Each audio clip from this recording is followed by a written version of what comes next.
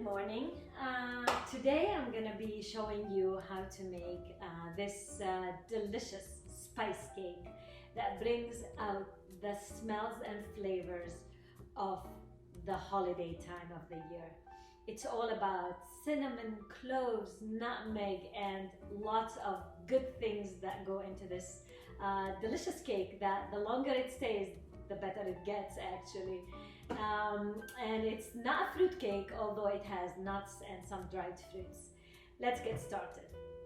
I have here 3 cups of all-purpose flour plus half a cup that I most probably will use as well, but I keep it on the side because sometimes, depending on the weather and the humidity and all the other things, the size of the eggs I'm using, it might take it and it might not take the whole half cup, but most probably it will.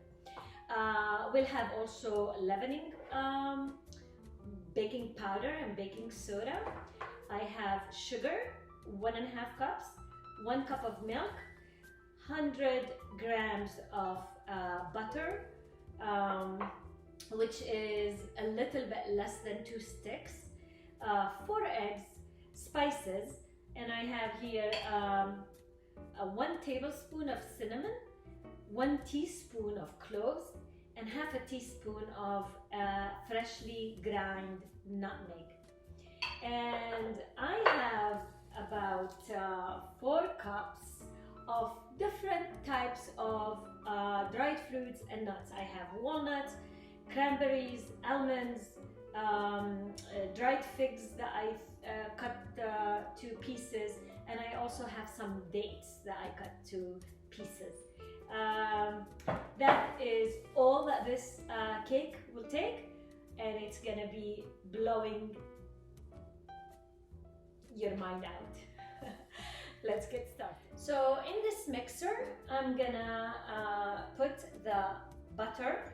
Everything is best if it's at room temperature, and also the sugar. And I'm gonna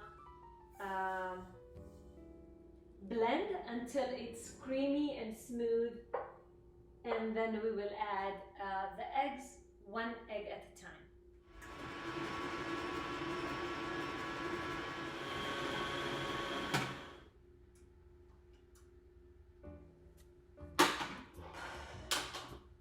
When it all comes together like this,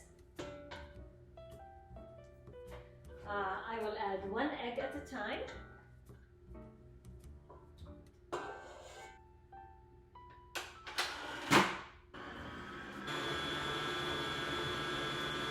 The egg will make the mixture much lighter. As soon as the first egg is incorporated, we'll add the rest of the eggs 1 at a time.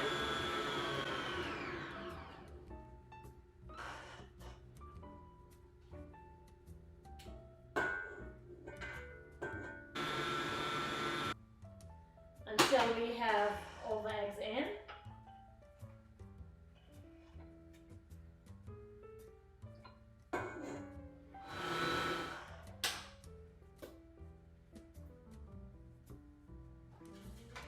Like we always say, you just make sure that you always get all the batter that is stuck on the wall of your mixer right back into the center, so it's well incorporated.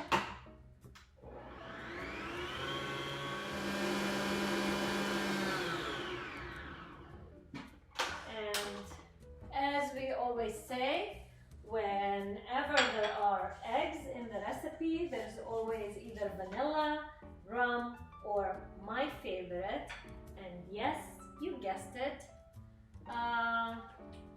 brandy. So about a tablespoon of brandy. I'll mix it in.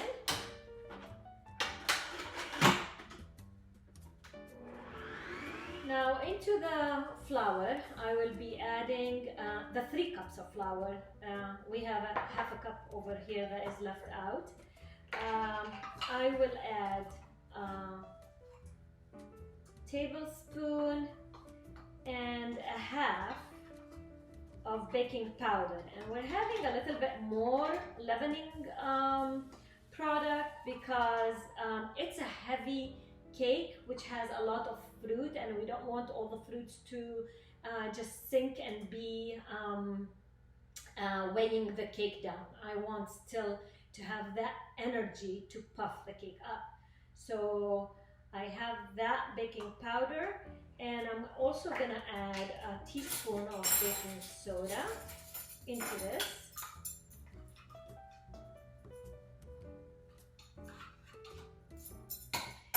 And I will mix with a fork. I can also add the spices at this point and mix. And this will go into the egg batter that we have just beat. Now we will add half of this with half of the milk, and then again the dry and again the milk, alternatively. As soon as it gets blended, I will add the rest of the flour, the rest of the 3 cups, and the rest of the milk.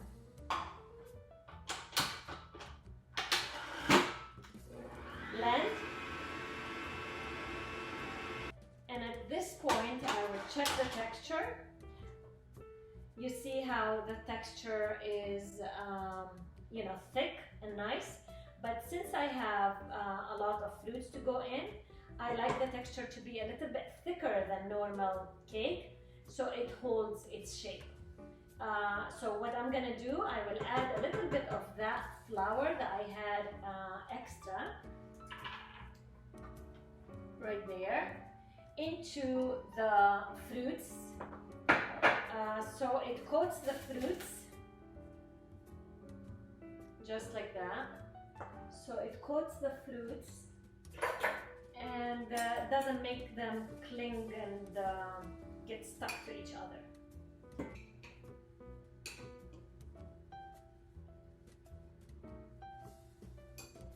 And then add them into the batter.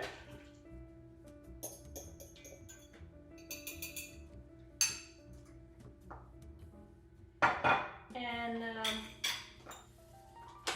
just mix slightly for the fruits just to get enveloped with the batter.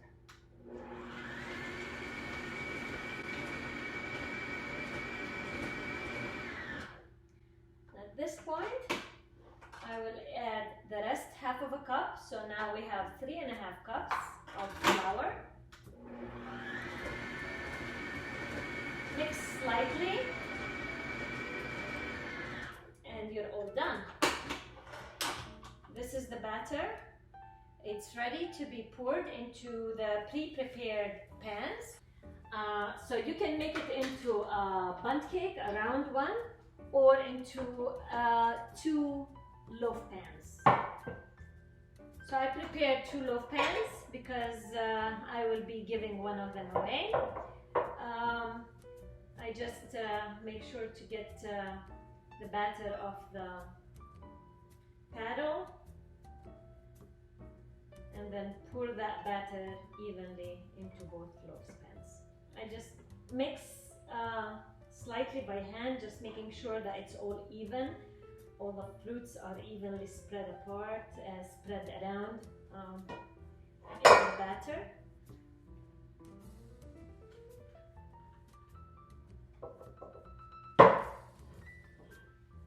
It smells so good. I love the smell of cloves, actually. I poured the batter into 2 loaf pans, and now these 2 loaf pans are going to go into a preheated oven of 350 degrees to 375 degrees for about 55 minutes. Maybe it's going to take a little longer if the pan is bigger, if you're doing it in one round bundt cake pan. It's going to take about an hour or so, but you check the cake out when it's about 50 minutes in, put a toothpick, and if it comes out clear, it means it's cooked. If not, and the cake started to brown, you can tint it with a foil until it's completely dry. Toothpick comes out when you check it. Here we go. It goes into a 350-degree preheated oven. Here are the 2 loaves that I baked. They are cooling on a cooling rack, and I just dusted them with a little bit of powdered sugar to make it more celebrative look. And I will be slicing it so you can see it from the inside. It's still warm, by the way, but it smells heavenly.